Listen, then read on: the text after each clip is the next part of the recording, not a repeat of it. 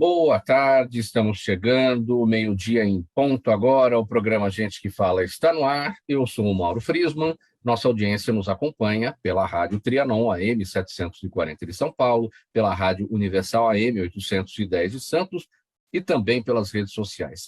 Tá bom, pessoal? Olha, quinta-feira, mais uma edição do Gente do MPD que Fala, aquela parceria sempre com o Movimento Ministério Público Democrático e o apoio da Câmara Brasileira de Diagnóstico Laboratorial.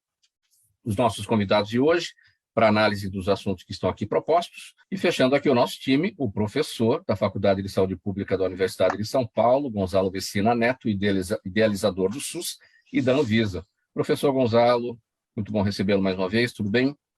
Bom dia, Mauro. Bom dia, Ana, Adriana e Dr. Júlio. É um prazer estar aqui com vocês e com as pessoas que estão conosco, nos assistindo, nos ouvindo. Meio-dia e 2. Vamos ao nosso primeiro assunto, que é o seguinte. O ministro Luiz Roberto Barroso, do Supremo Tribunal Federal, validou ontem a lei que criou as federações partidárias. O magistrado, porém, fixou o prazo de 6 meses antes da eleição como data limite para que as siglas oficializem a União, ao contrário dos 2 meses previstos pela legislação aprovada pelo Congresso. O novo modelo de união partidária foi aprovado neste ano, com forma de dar sobrevida às siglas pequenas e, de certa forma, para driblar a vedação à formação de coligações em disputas proporcionais. Professor Gonzalo, em que medida, na sua avaliação, a criação das federações partidárias ajuda na definição do voto do eleitor, aquele eleitor que escolhe um parlamentar, daqui, sei lá, um mês ele já não sabe quem ele escolheu para ser o representante dele na Câmara?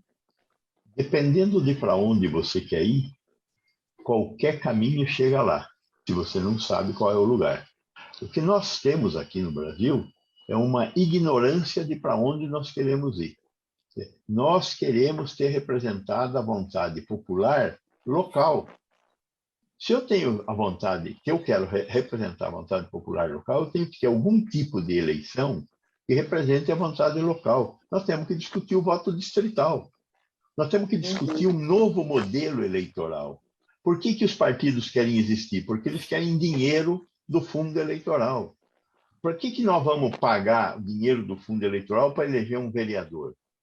Então, nós temos que conseguir ter um partido que eleja um vereador. Nós temos que ter um novo sistema eleitoral e que nós temos que rediscutir o como nós vamos representar a vontade popular para ter uma democracia de fato. Eu acho que o que está faltando no Brasil, né, o doutor Júlio aí fez uma explicação que a Ana Flávia achou fantástica.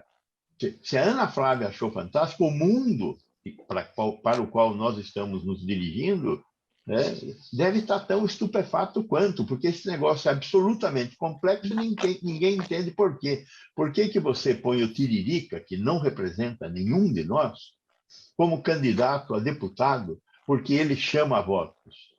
Então, ou nós vamos rediscutir a questão eleitoral no Brasil e como é que a nossa democracia deve funcionar, ou nós vamos continuar fazendo esses remendos que levam aos interesses individuais e particulares de gente que manda dentro do Congresso brasileiro.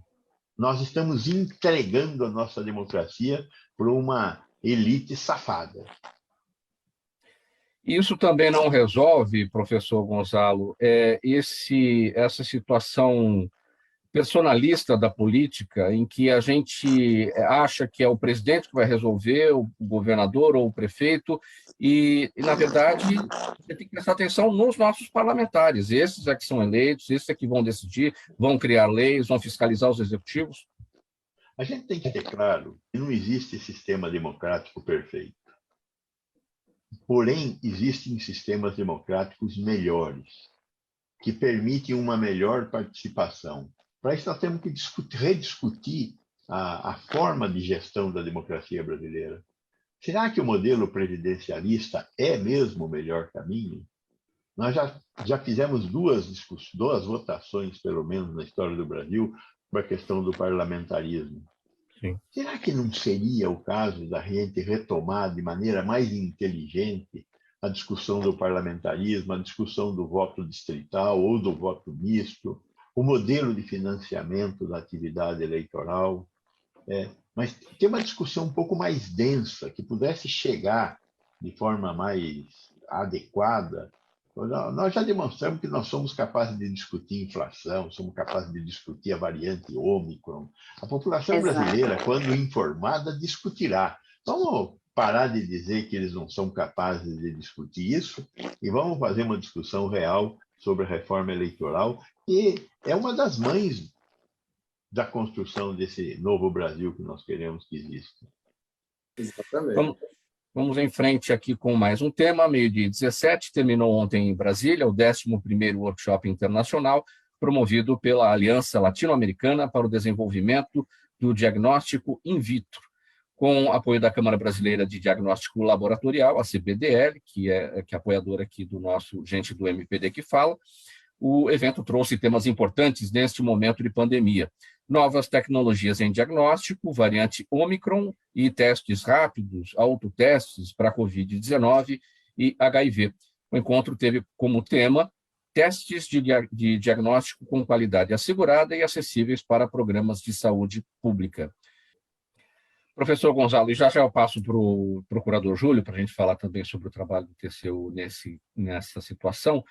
Professor Gonzalo, então, os cientistas defendendo testes de diagnóstico in vitro na saúde pública e, como destacou a Ana Flávia, essa necessidade de mãos dadas pelos três entes da federação, né?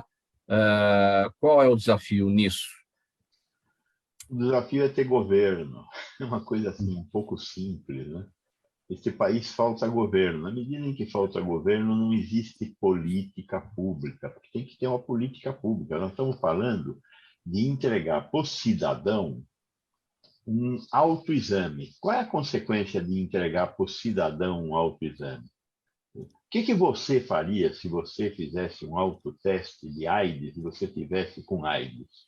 Como é que você iria daí para frente, né? Como é que faz para fazer o tratamento? Como é que faz para acessar o tratamento? Então, não se trata de ter o diagnóstico, se trata de ter um projeto assistencial. Entenda o diagnóstico, como é que trata. Então, o que nós não temos hoje é uma política pública. Exato. A ciência está evoluindo e está oferecendo cada vez mais uma possibilidade de você ter alternativas e fazer uma assistência melhor, como é o caso do autoteste, dos medicamentos que nós mesmos podemos tomar a decisão de consumir ou não, dado o risco baixo que eles têm. Então, não tem por que ir no médico para tomar um comprimido de Novalgina, de Dipirona, para se tratar uma dor de cabeça. A mesma coisa com os testes diagnósticos. Hoje existe um conjunto de testes que podem ser dirigidos pela sua vontade. Agora, isso precisa de uma política pública e precisa de discussão de como vai ser a utilização, para que não exista uma utilização errada, inadequada e que leve o cidadão a cometer erros que poderão prejudicar a qualidade de vida dele. Não é tão complicado quanto o sistema eleitoral brasileiro, mas de jeito nenhum. Cuidado. Só complementando antes de você chamar o Júlio, e foi exatamente, Messina, essa fala que a Anvisa trouxe. A Anvisa está aberta para discutir novas tecnologias, mas assim, a gente precisa apresentar uma política para essas novas tecnologias. Qual é a política para o uso desses testes? Como que esses testes vão ser utilizados? Qual é a política de testagem do Brasil? Nós não temos essa política, gente. Se você perguntar para as pessoas, elas não sabem quando se testar, onde se testar e por que se testar. Então, falta essa política para nós. Nessa falta de política, a gente tem o índice, né? Foi falado esses dias, apenas 9% da população brasileira foi testada para o coronavírus em 2021. Vamos falar sobre o seguinte: a comissão especial criada pela Câmara dos Deputados para estudar mudanças nas leis dos planos de saúde, já discute uma alteração drástica na legislação. A modificação do artigo do Estatuto do Idoso, que veda a discriminação deles nos planos de saúde pela cobrança de valores diferenciados em razão da idade. De acordo com uma minuta que circula entre parlamentares da comissão, a essa frase seria acrescentada uma vírgula e depois a seguinte sentença: sendo permitida a aplicação parcelada do reajuste da última faixa etária após os 60 anos. Bom, a gente entende que querem modificar a lei que protegem esses acima de 60 anos contra os aumentos dos planos de saúde. Professor Gonzalo, vamos lá. Olha, a doutora Ariana colocou a questão de uma maneira correta. É um projeto muito complexo. O que as empresas privadas querem? Hoje o Brasil tem 48 milhões de beneficiários de planos de saúde. Estão com 23% da população brasileira. Estão no teto do teto da capacidade de brasileiros participarem de planos de saúde. A maior parte, 80% dos planos de saúde, são oferecidos por empresas e é um benefício que a empresa paga para o trabalhador. Então, não tem mais empresa que tenha capacidade de pagar esse benefício e, individualmente, a maioria dos planos de saúde já nem vendem mais por causa dessas questões que ela mencionou aí. Que as pessoas individualmente não conseguem fazer frente ao aumento dos custos.